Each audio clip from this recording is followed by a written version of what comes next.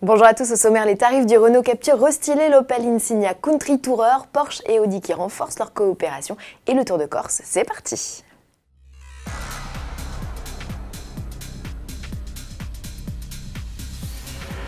Mieux fini avec un style modernisé, c'est en résumé les nouveautés apportées au nouveau Renault Captur lors du salon de Genève en mars dernier. Le plus vendu des SUV urbains en France est désormais repérable à ses feux de jour en C.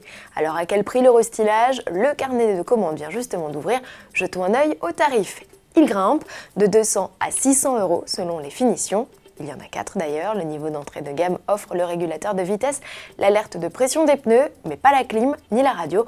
Pour ceux qui s'en contentent, le Captur s'affiche à 17 100 € avec le bloc essence de 90 chevaux et 19 600 € avec le diesel de puissance équivalente. L'offre de motorisation est pour sa part inchangée. On retrouve le TCE de 120 chevaux, également disponible en boîte auto, et le diesel de 110 chevaux. Deux blocs compatibles avec la nouvelle et chic finition initiale Paris. Au menu jantes 17 pouces, sellerie cuir, siège chauffant, caméra de recul, GPS, système audio Bose. La totale facturée au prix fort à partir de 25 400 € en essence et 28 200 € en diesel pour profiter du nouveau toit panoramique ajouté 400 €. Opel dévoile en partie son affiche du salon de Francfort 2017, l'Opel Insignia Break qui jouera les vedettes dans sa déclinaison off-road Country Tourer.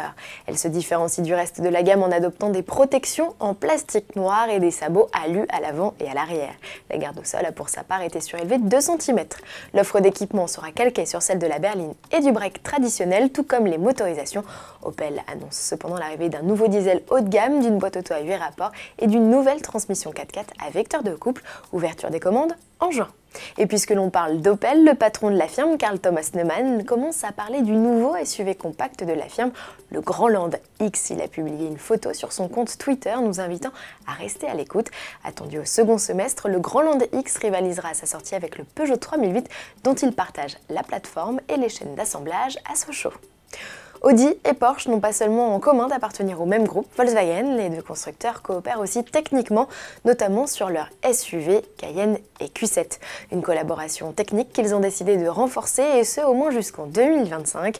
Leur objectif désormais, développer de nouvelles plateformes et composants. Ils vont notamment travailler en commun sur la voiture autonome ainsi que sur l'électrification et la digitalisation des véhicules, les 3 nouvelles priorités du groupe Volkswagen. Terminons avec du rallye. Les équipes ont posé leurs valises en Corse pour la 4e étape du championnat du monde. Sébastien Ogier, qui s'était imposé lors de la manche d'ouverture de la saison au volant de sa Ford, compte bien renouveler la performance. Mais Citroën, Toyota et Hyundai n'ont pas dit leur dernier mot. Pour suivre le rallye à la télévision, 2 options: Motorsport TV, ex-Motors TV, qui diffuse l'intégralité des spéciales à l'exception des ES 8 et 10, confiée à l'équipe TV, chaîne gratuite de la TNT. Notez qu'en parallèle au Tour de Corse, la FFSA organise la 3e édition du rallye des 10 000 virages, dont nos confrères de Sport Auto sont partenaires. L'occasion de voir un beau défilé de supercars après les bolides du WRC, puisque les 82 concurrents empruntent les mêmes routes. À demain.